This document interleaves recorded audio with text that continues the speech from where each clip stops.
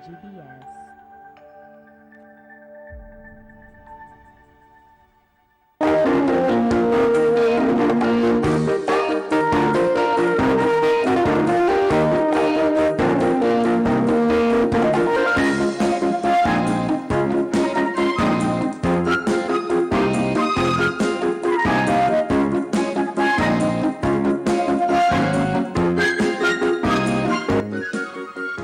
Hello viewer, welcome to today's episode of Women's View. I'm your host Anne Moremi. As usual, it's a great pleasure to have you joining us today, and I'm sure you're going to enjoy the topic. We had very good feedback from part one of today's topic, and so we're really looking forward to part two. The topic today is delayed speech in children, and I'd like to give an opportunity to the guests to introduce themselves. I'll start with the lady on my extreme right. Welcome. Thank you. Hello, viewer. My name is Jackie Njeru, a financial advisor and a mother to a child with hearing impairment. Welcome to the show. Thank you. All right. There's also another guest with us, Karibu. Hi, I'm Lorna Mosamia Ochido. I am a speech and language therapist practicing in Nairobi, Kenya. And yeah, glad to be here. Excellent. So remember that we're on YouTube Live. The handle is GBS TV Kenya. We're also on Facebook Live. The handle is GBS Kenya. And we have an SMS line in case you have any questions or comments. Feel free to send them to us. The number is 21144. Welcome and enjoy the show. Good to have you back, ladies. Pleasure. Yes, last time we started the conversation and we Yes. didn't actually finish because there was so much to cover. Yes. And so it's really awesome to know that people are interested in, of course, communicating. Yeah. So I'll start with you, Lorna. You know, you call yourself a speech and language therapist. Is there a difference? Tell us, what is the difference between speech and language? That's actually a really good question because everybody thinks it's one and the same. Yes. So a lot of parents who present to my clinic because their child isn't talking, they actually think or they feel when they come, so the concern is my child doesn't have speech. Yes. And even, I mean, the show today is talking about delayed speech. That's true. But actually, the right term is delayed language. Delayed Everybody is so language. familiar with delayed speech that, or speech being just, you know, the talking. Yes. But in actual fact, speech is the mechanics of how we produce sound and the words. okay. So if your child is not saying much at, say, age 2 years, our concern really isn't that they are not, that their speech has a problem, but basically that they have no language. They have no Because language, so yes. language is what you say with your speech. Yeah. So if you have something to say and you say it in an errad manner, then we'll say you have a speech impediment or a speech difficulty. Ah, okay. But if you're not saying anything at all, then we really don't know whether it's a speech problem. It might actually be a speech problem, but as well, it is definitely a language problem. You have nothing to say yet. Ah, Yes. okay. I'm not sure I've gotten that very clearly, but I know that there are different types of languages, Yes. like there's even sign language, and then there's English. All the languages definitely... That belongs to language. That's the realm of easy language. to figure language. Yes. Speech, on the other hand, but anyway, as we go on, I think it will become clearer and clearer. So right now, yes. you have good language, you Yes. have good English language, and you have good speech. Okay. If you say were stuttering or stammering, I would say your problem isn't language per se. You have everything that you want to say, but you're just the way in which you're saying it is disfluent. Okay. So if you also perhaps are mispronouncing particular sounds, we Yes. say you have a difficulty with speech. So if you know in Kenya we like have the a lot mechanics. of it's the mechanics. It's just really the physical mechanics, how your muscles are, you know, how your tongue and your articulators are going to the different positions to make the different sounds. So if you have dialectal influences on the way you speak, we don't Yes. say you have a language problem, you have a Yes. speech problem. So if you are adding N in front of your, I'm a Meru, so I we know. add, M's and we add everything. So that's a speech. That's actually a dialectal problem that Yes. basically is related to speech and not really language. Language is the vocabulary. Exactly. Yes. Okay. And it's so interesting. I wonder whether some of those dialectical problems can be corrected, like the L. For me, where I come from, the L and R and the R and L, or Yeah, error is it and something error. that is it something that can actually be corrected? It can. But anyway, that's for Yes. I talk for another day. That's even an adult, because today we're actually talking about our children. You know, our children, we usually have expectations when it comes to them, and of course, those expectations are sometimes in us. Other times, most of the time, they're actually from external forces. either another parent, other parents, or the grandparents, the environment. At what point should a child start to say some words? Is there something like a defined time? I'm looking at Jackie, but maybe this question is for Lorna, because you're the speech therapist. Because Jackie, your child, what is the expectation? Well, I expect the normal milestones of a baby. Yes. Should be maybe at around 2 years. The language comes in. But now in our case, actually at 2 years, my son Maxwell was saying Baba, Mama, Nipe, Lete, meaning was hearing at some point. Yes. You can only speak what you have heard. Okay. So I'm told his hearing loss was progressive. Really, I don't know what caused it. Yes. But I'm told also antibiotics and this medication that children take affect the nerves. Okay. If the immunity of the child is not strong, yes, the nerves get damaged. So I suspect that is what happened in our case. Yes. So actually by 2 he was talking. By 2 he was saying Baba, Mama, the normal. Which is normal. But then now it started decreasing. Until he went mute. Yes. I thought it was just his hyperness.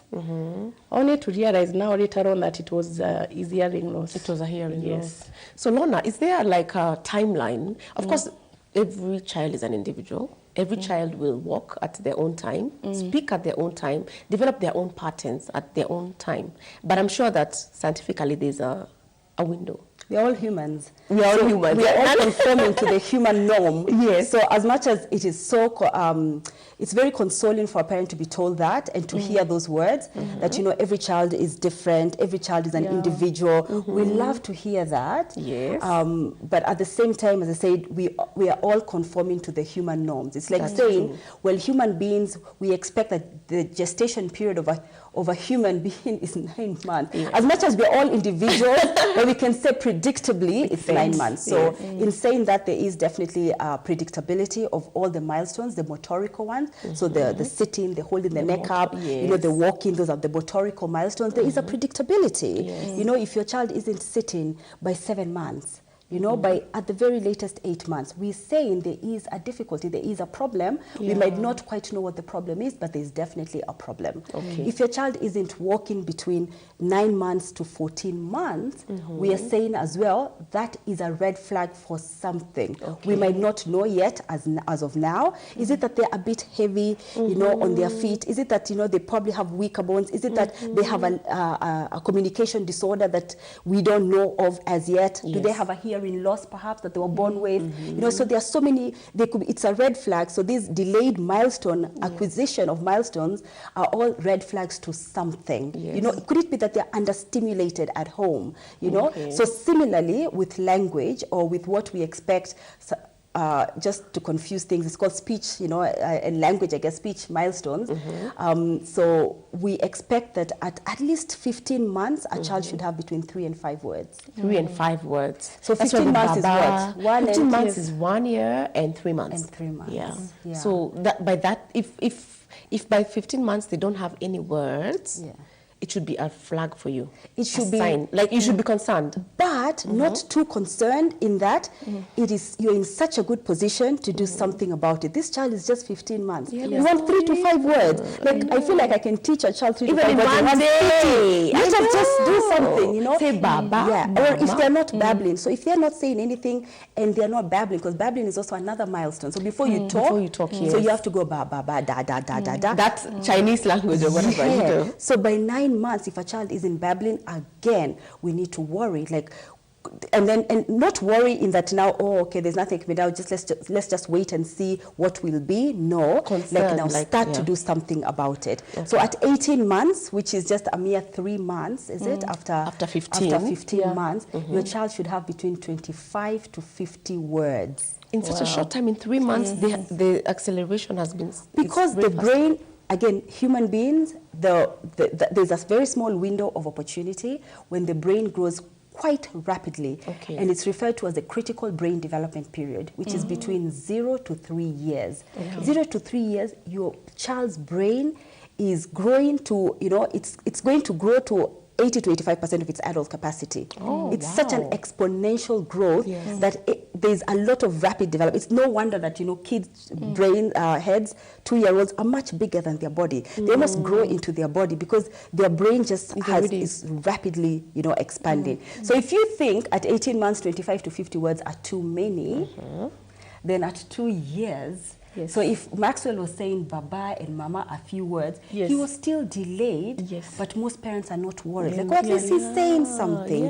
He's saying something. But really, at 24 months, we expect that this child should have between 200 and 300 words. Okay, and how are you ever supposed to know those are the words that they have? Like, 3 to 5, when at 15 months, that's easy. But now at 18 months, when it becomes 25 to 50, I mean, are you ever, I'm thinking, I'm a parent, and I'm not really quite that technical enough to know how many words they had at this age, But of course, for you, of course, that's your training.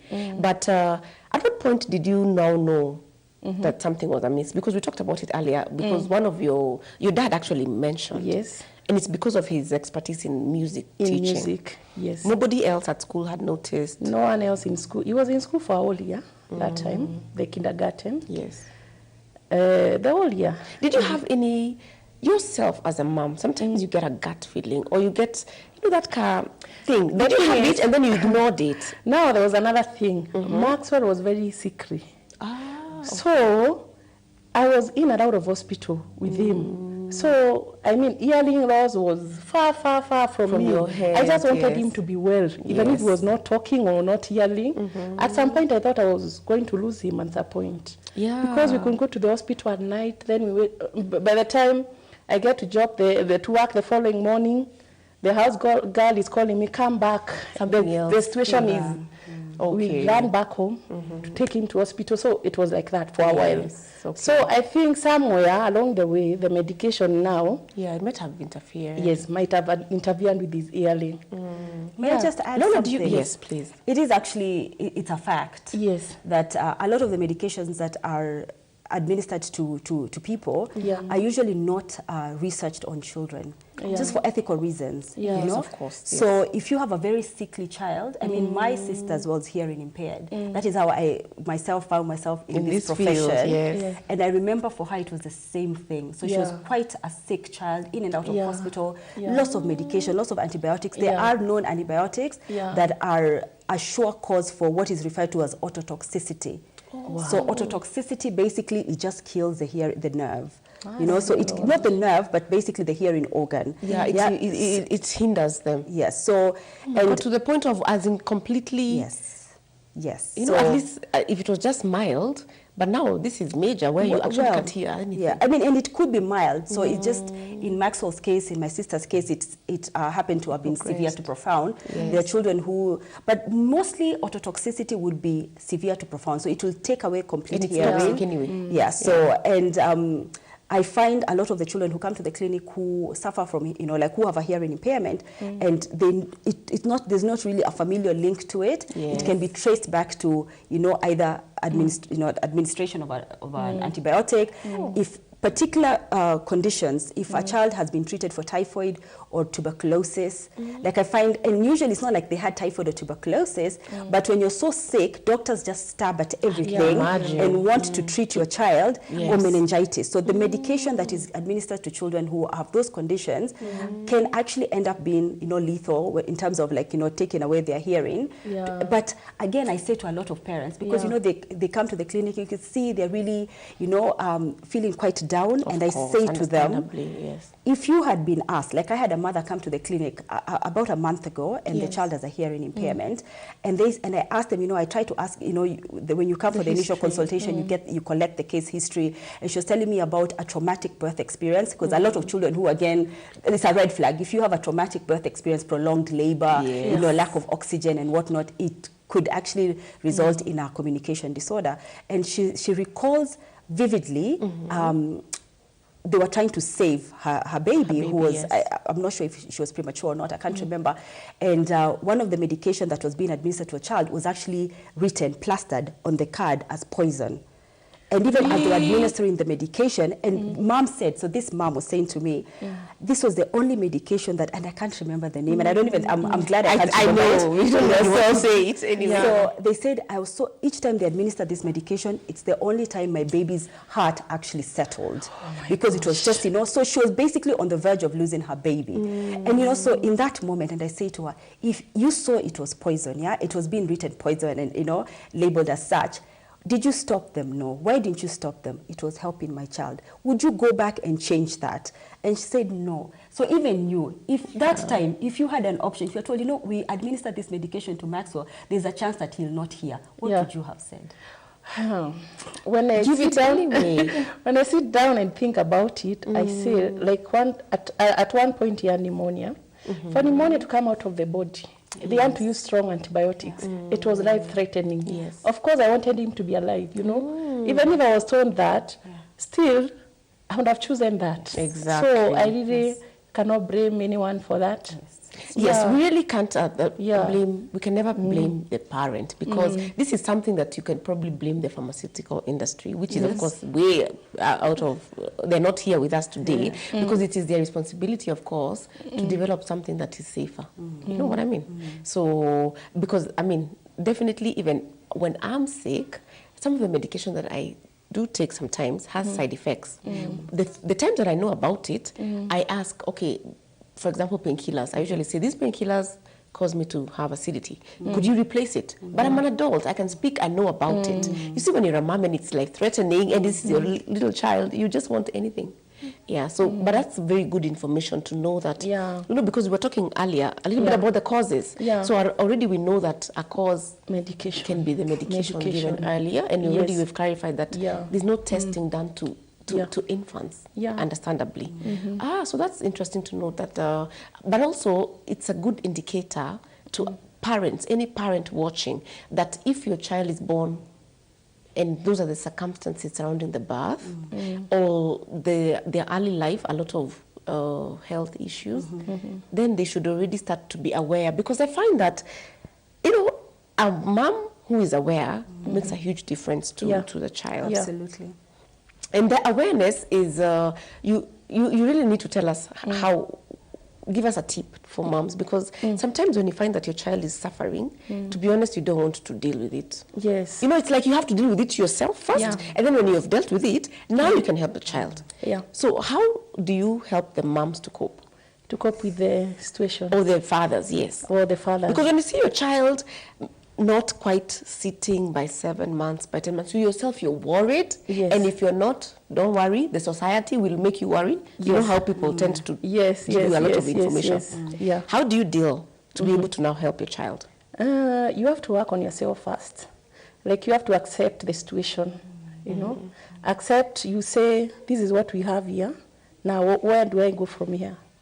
And don't stay for long, because, as she said, the window period is very short. Yes. You are sitting on borrowed time with a child, because the formation, is it called the formation stages? The critical brain development period. Is very short. So the moment you realize the child has a problem, deal with it then. Start the journey. Yes. Yes. Because if I didn't further than when I discovered that Maxwell had a problem, it would have even been worse. Maybe it's harder to correct. Yes. What I'm also wondering, Lorna, this sometimes you don't want to place a huge burden on the parent. But one thing I know is that every month children go for vaccinations. And this, most of the time they look at the weight, the height, the circumference. At no point do they start asking about speech, So what percentage of the population actually takes their children to an institution that has a developed maternal health, sort of service? Yes. Because a lot of, I know some of the private hospitals in Kenya will have some kind of a booklet. Okay. And I know even the government institutions will have the yellow one. Don't they have the yellow? I think sometimes it's yes. There's a graph. And it has a graph, and usually they chart out, like the head circumference and the weight, so that they Actually, it's a purple book. Yes. I don't remember seeing anything to do with speech. They really about focus speech. on Weight. height. Yes. And I know a lot of moms, we are so worried about the weight. You know, you're like, oh, my child is underweight or overweight. I don't think. Actually, and it's 0 to 5 years. Yeah. Yes. Actually, my greatest concern is that so many kids have not been screened. And they don't know whether a hearing test is important. Know. Yes. How I wish that it can even be A policy. Yes. When a child has been born. Yeah.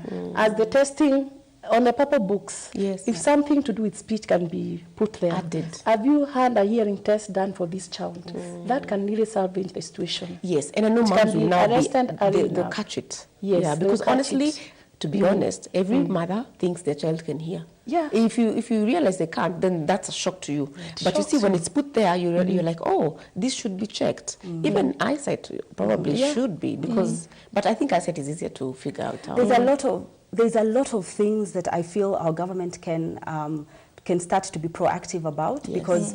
And I feel like overseas, the governments, you can see they've really rallied around supporting mothers, empowering mothers. Yes. Yeah. So if you have a child in the US, for example, and that's why people run to go have those that can. I don't have children everywhere other than, in our countries. But I feel it's a really small change that can be implemented locally as well. And that will actually save the government lots of money as well. Because there's a lot of children whose potential isn't going to be met as a result of things that could have actually been caught early intervention is, it's given, and then they are off thriving and becoming, they're going to one day then become contributing members of this society. Yes. So like, I know I had one of my children overseas because I had not moved back, and you have the neonatal hearing screen, the newborn child screening for the ears before you actually leave the hospital.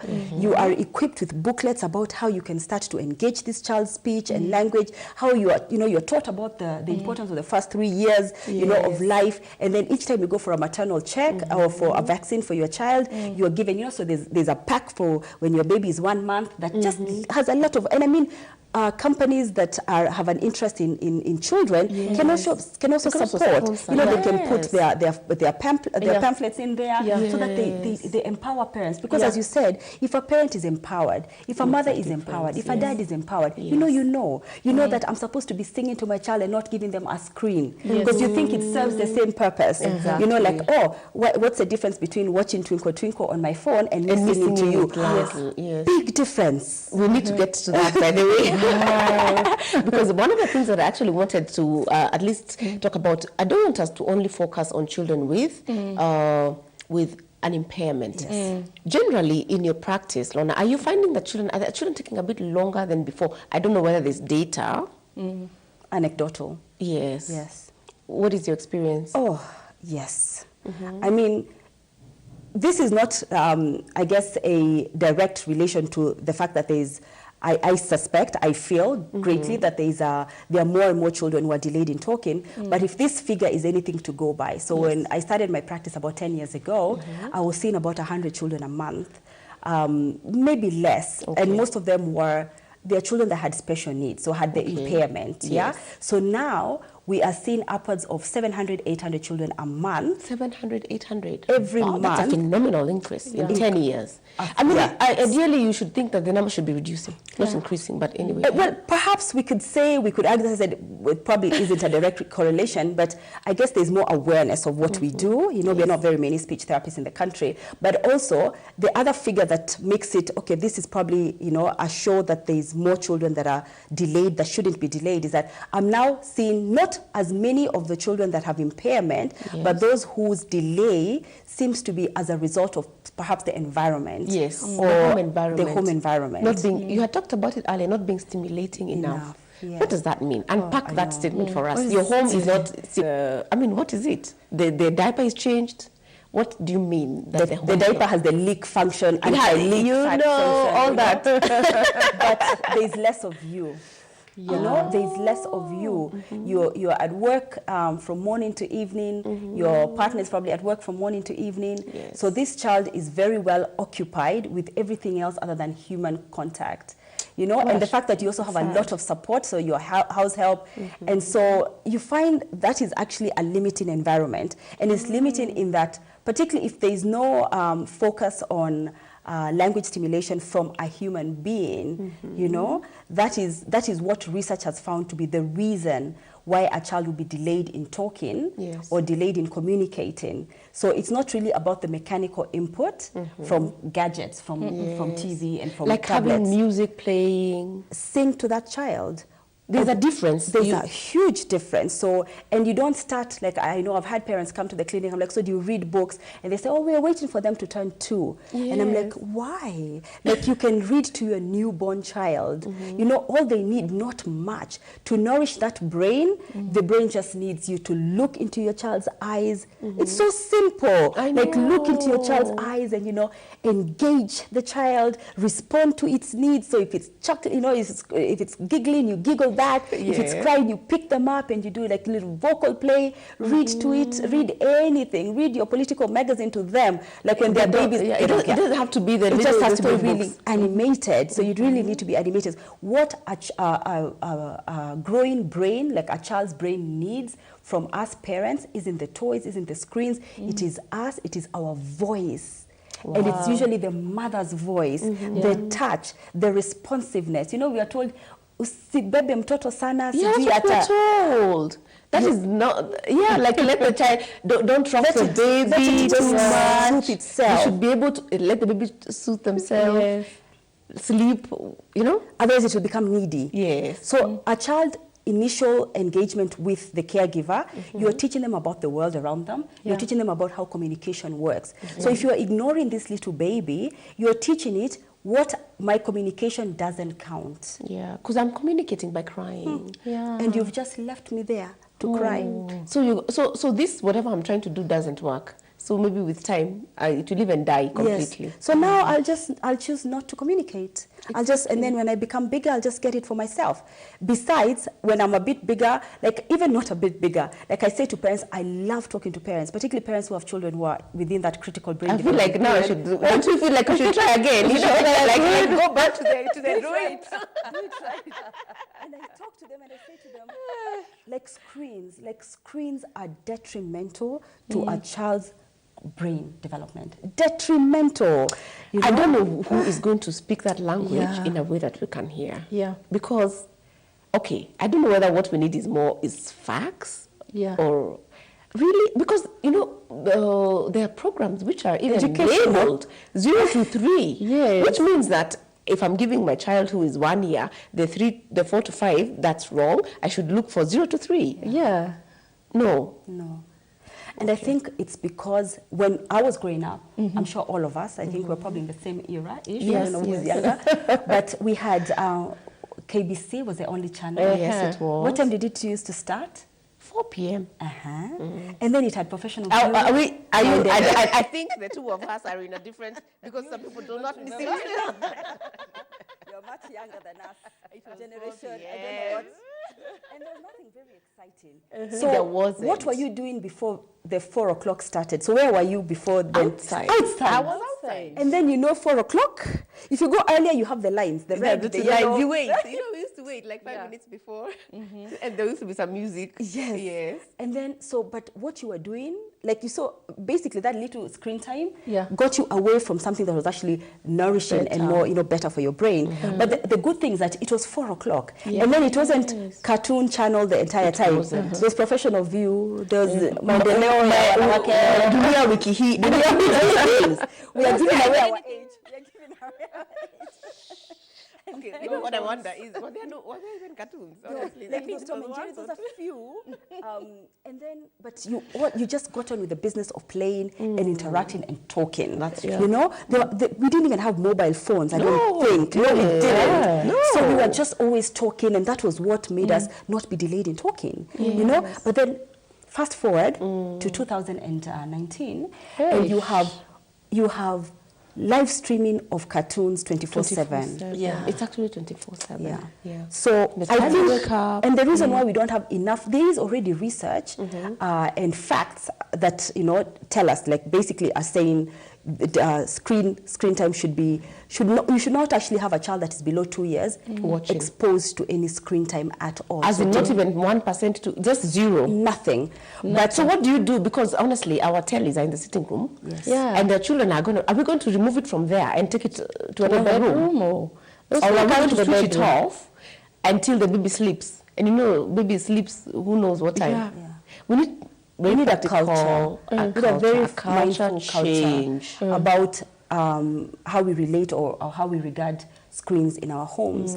So for all my 3 children, we had very minimal screen time below the age of 2, and definitely below the age of 1 there's absolutely no screen time. And sometimes screen time isn't you've given your child the phone, or you have, sometimes it's just that 6-month-old baby sitting on the couch of the TV, and you're thinking it's harmless, she does not even understand what she's watching, but you can see already the brain is starting to get addicted. Yes, you go and stand in front of this baby, it does this. Yes. Have you seen? Yes. And it's always just tracking. What is happening? What is happening? What is happening? It's amazing that is when, like the onset of the addiction to the screens begins. That early. And then you discover as a parent, as a very tired parent or a very tired, overworked house help, that when I feed this baby in front of the screen, they will eat. they eat. Yes. It's That's a like fact. clockwork. It's true. So what do you do? Actually, I've now seen, recently I was at somewhere, and this had just come to my mind, because the mom was feeding the child, and she had her phone, and I kept wondering, why is the phone there in front? But it was there, and then she was feeding the child. So there's something happens. It's like autopilot, maybe. And that baby just eats. Yes. It will eat and eat and eat. They can't even taste the food. No. Appreciate it. So even it can be the basis of now, that is unmindful eating. Yeah. That later can even lead to Unmindful eating. obesity. And it's such a sedentary lifestyle. I lead a sedentary lifestyle, I feel. I'm trying to do something more about active. it. Now can you imagine these little children already starting to lead a sedentary lifestyle? And I think we will never know quite the effects, because this generation that has had screens from when they are born, I think this has been the last 10 years? Yeah. The last 15 years at a stretch? Yeah, maybe 15. At a stretch. 15 years, yes. So they haven't become grown-ups yet for we're us waiting to see the yes. impact. Yeah. So you can either wait and see, or you can say, you know what, Stop I it here. will, implement a no screen for my 2-year-old and below in my house. But when you do that, then there's other things that you need to now do, because this screen, You don't just leave a vacuum. you don't. Yes. Absolutely not. Because this screen time has served a purpose in your household. Yes. It is probably what gives your house help extra time To work. to do the laundry, to iron, to whatever. Yes. So now if you're now going and cold turkey on them, tumeambiwa hakuna TV. I know. She's just alone. She has She'll be too there's a overwhelmed. 2-year-old. There's a 6-month-old. Mommy has just gone back to work. Daddy Yes. goes to work. Whew. How will we cope? And on that note, we need to take a break. Yeah. So viewer, we'll be right back. Keep it here. Please don't go. We're coming up with solutions and tips of what to do when the screen is not there. So we'll see you shortly.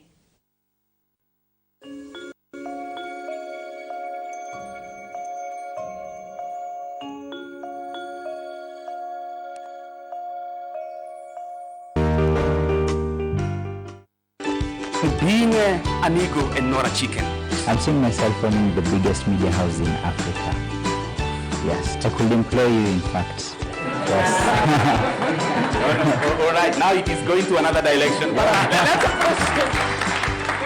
When you are born and when you grow up, now you do the work. You become a person who likes the country. You understand, right? I mean, not getting a job at Kenya Power, right? And you know what?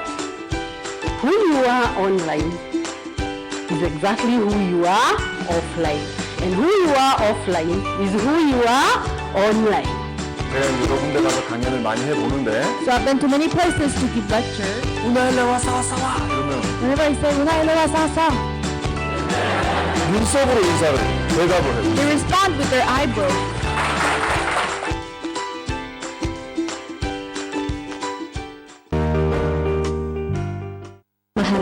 I studied to qualify for the IGCSE through the Cambridge International Educational Program.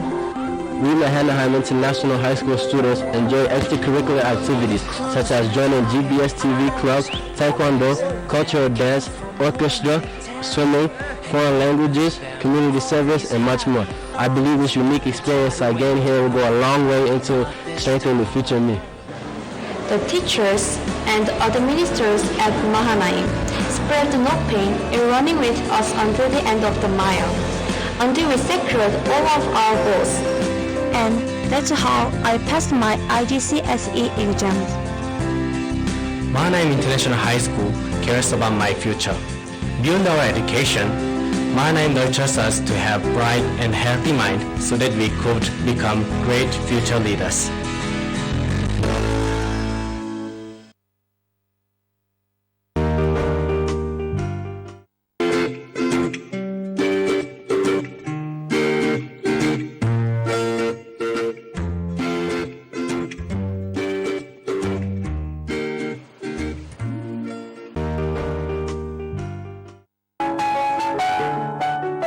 People have dominance over themselves. Why?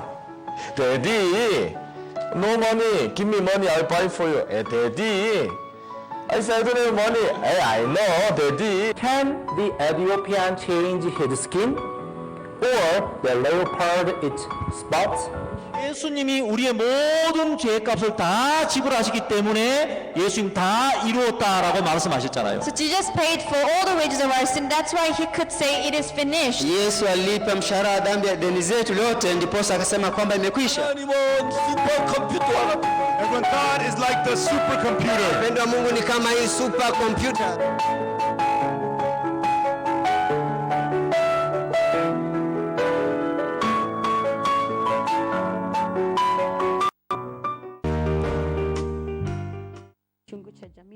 The reason is your home is the way it is because of the way you have led your home. Wife material. If you want a real wife, you have to go back to okay. And no one can date a broke guy. Really? That is how we are wired. Yes. Man is the one who should provide. Who said that man should be the one to provide? He made it your fault. Hey? Betty. I was like, what? Really? But she. You marry for companion, not for money, not for kids. Is there a man that is not enough? Really humbled me, cut me deep, and just gave me a big slap on my cheek. Are you a Christian? Yes, I am. Christianity is based on love and forgiveness. Sometimes people will tell you that this is who you are, and sometimes you're like, no, I'm not like her. It has to be in agreement. Is what my viewer is looking out for. Yes. Viewer, I hope you have really had a lovely and educative time. Thank you so much. Everywhere, GBS. Welcome back, viewer. We're having a very interesting discussion today. We're talking about speech and language development in children, when to know that this delayed speech and delayed language, those now we know are two different things, and we'll just get right into it. Jackie, there's a foundation. You're somebody who has gone through the journey, and at least you're one of the, it's positive for you because you are able to do something about it, and you are still at it. And because of that, you know, it's amazing how good things come out of our difficult situations. Yes. Tell us, what is it that you have in mind? Yeah, what I have in mind is a foundation with a few, along with other few parents who have the same problem, like children with hearing impairment. Yes. We are forming a foundation. Yes. That will be able to reach out to parents to do early screening. Yes. We are other advocates for these children now. Exactly. It's a burden that God has put in me. To try and champion this, because just like me, no one knows about hearing loss, you know. That's true. So we are advocating for early screening, early intervention. After you are screened and you know that the child has hearing loss, what do you do after that? Yes. You either get a hearing aid or you do the surgery, if it is severe and profound. Yes. Then we have the rehabilitation. Rehabilitation is now the where learner comes in with the speech therapy. Then we have schooling. The child has to be in the right school. Remember my story with the schools? Yes, the schools sometimes feel that the burden is too large, huge, and so they want to Yes. They want to reject. Yeah, the thing is, no one will ever accept this child for you. By the way, this special child is only for you, not for the community, apparently. They will never treat the child right as it's supposed to. So please get the right school for your child. Yes. Do the right school placement for your child. Must it be a school for special needs, or there are certain schools that are able There are to certain integrate? schools that do that. They integrate. Like mine, I said it is integrated. Yes. It's a normal school, but with a few kids, like 16 of them, with hearing impairment. And you know what? The beauty of that, at least if you tell parents, go to these schools, they'll waste that time loss where the child is in a school where nothing is happening. If anything, things are getting worse. Yes, so at least you just start knowing from the get-go, these are the schools we're thinking about. Yes, yes. Then the other thing, have some social networks, support groups. Yes. Like I'm in a support group. It's amazing. From 2016, I joined a support group for parents, like 150 parents. How did you join? Children. Now, my story of joining the group, when I was looking for a school for my child, I went to the one of the school now that my son is in. When I went there, she showed me around the school. I met her 2 kids with hearing impairment. She's such a wonderful woman. So the kids are already speaking. They are eloquent, you cannot believe it. That is when my hope was restored. And I knew Maxwell was going to speak through God's grace, you know. Yeah, so after that, she introduced me to other parents who were in that support group. So we are like 150 parents. We championed for the hearing loss of children and even adults. Like I've met 2 adults who have lost their hearing in their 50s. So I keep on saying it is even better for a child who has not been hearing to have this than an adult like me who has just lost hearing. When do you begin? You get depressed. You get depressed. So I would like to urge parents to love these children. You know, the thing is, children are a gift from God. They are. You know, there are so many parents that I know who are praying for children day and night. But they keep on telling God, even if it is a disabled kid, please give me, please give me. God has not opened their wombs. But us, look at us. God has given us these children. I keep on saying, nothing has happened by surprise to God. That's correct. He knew all this. Even before he found Maxwell in my womb, he knew him. He knew him, and he has a good purpose for him. And so he is for any other child. So love these children. That's right. Love them. Be a good custodian. One of the things that really helped me sail through this ordeal is because I realized no amount of crying was going to help me. At one point, I told God, I'm not going to cry again. Because of Maxwell. The last years. Yes, that was in 2016. I told God, this child does not even belong to me. It belongs to you. It's just I'm just a custodian. You know, you do whatever you want to do with Maxwell. I've surrendered him to you. Now, when I did that, God started now opening doors for me. We have not struggled. God has made everything possible, you know, and desired for him to hear, you know, and speak. So God, there's a way. When you desire, there's a way. God, when you're ready, things just happen. God makes all the forces conspire to help you. That is what really happened. So as a parent, take the challenge. Involve God in it. Surrender the child to God for it. Sorry, Lorna, you want to interrupt? I'm saying, I wanted to say, you know, you are so modest, Jackie, but you are a phenomenal woman.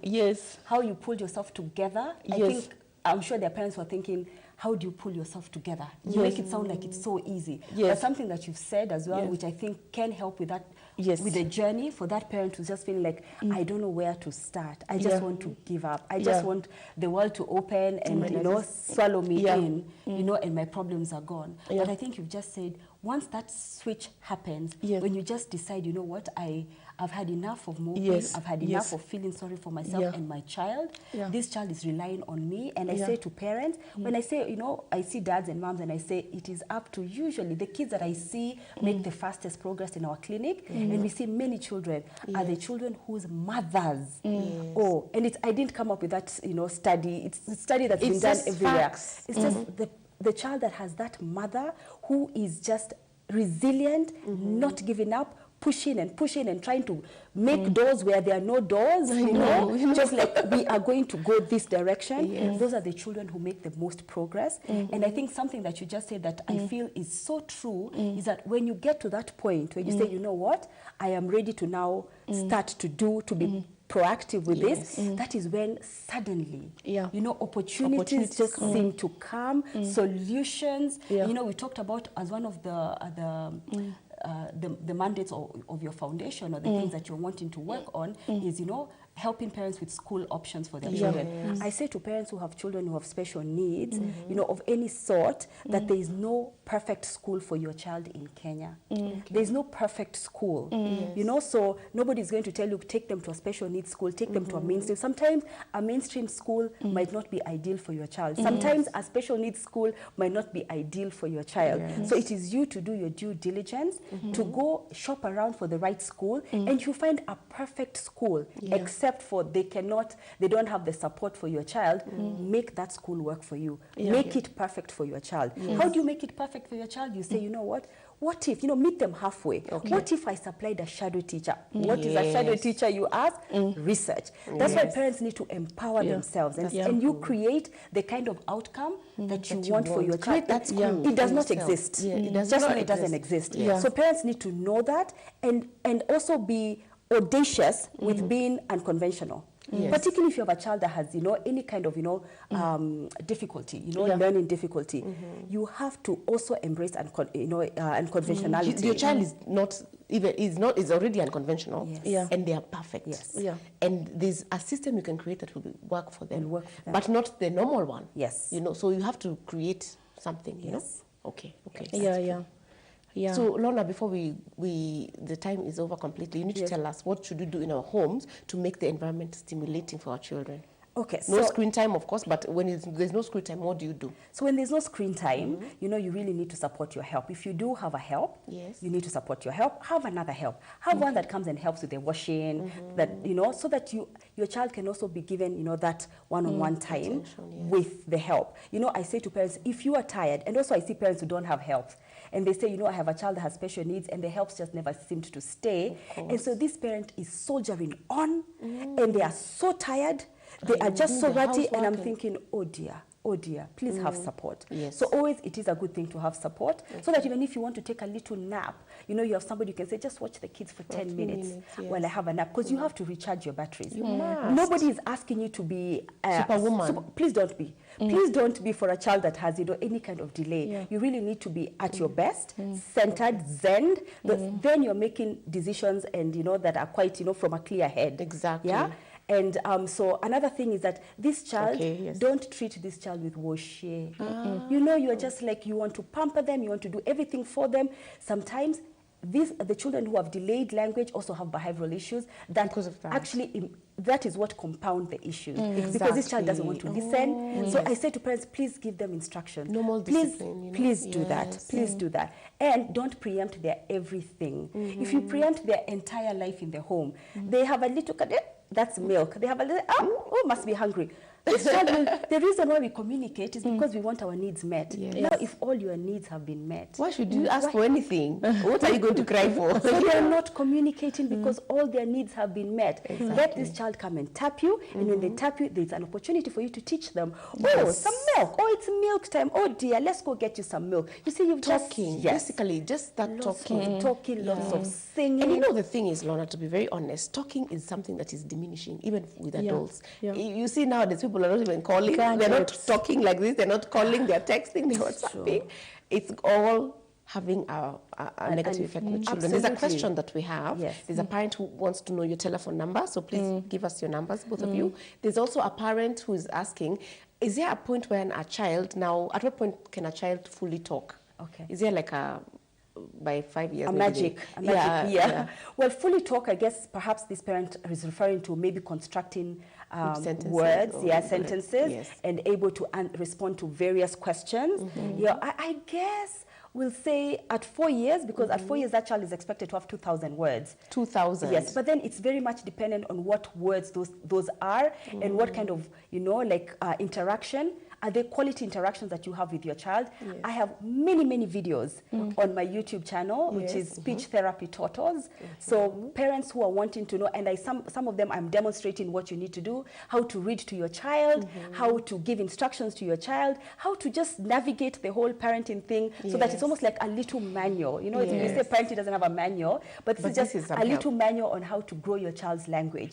But yes, so I guess it's very much dependent on the foundational skills. So if you already giving quite complex questions, you're giving them lots of instructions, already you will see the language will be quite robust. And at 4 years, that child should be a very good reasoner, should be a very good storyteller, retell an event that happened in the past, the party that they went to. But if your child has any kind of delay, then you find, I mean, I do see 4-year-olds who are not talking, who are not putting words together. So it's very much dependent on that foundation that we've been talking about over the last two sessions. Yes. What's your telephone number? My telephone number is 0731. Actually, let me just give one that I know will be answered. So 0788 0788 700078. Oh, that's pretty easy. Yeah, easy. So 0788 700088. 700078. 700078. Okay. All right. What about you, Jackie? What is your? How can people reach you? You can reach me on 0721 343 980. Okay. Please repeat. 0721 343 980. Excellent. I'm sure people will reach out to you. And another thing I wanted to ask is, children don't get vocabulary when they watch like telly. They can. When they get to a point where they are now self-teaching. So a self-teaching child is one that watches and you ask them questions about. So for TV to be beneficial to a child, you as a parent you have to be seated next to your child and offer a running commentary to what is going on. So if they're watching Teletubbies, you should be there and say, oh, look at Tinky Winky going up, wee, down the hill. So and you can do this. The purpose of that TV was to give you a bit of a break, but now you're there watching with your child. That is the only time it becomes beneficial. And I mean, you can always ask your child, what are they making? So sometimes when I used to see my daughter watching something when she was 3, we need to wind up. Yeah, I would ask them, what are they watching? Yes. What are they doing? So it's basically interacting, then have the correct support system in the house. Because you can't do this by yourself, you need support. You can't do it by yourself. Yeah, that's true. Thank you so much for coming, ladies. And thank you, viewer, for joining us. You have the contacts, you have the social media handle. So please reach out to these two lovely ladies. And yes, we'll see you next time. Thank you so much for joining us today. Bye.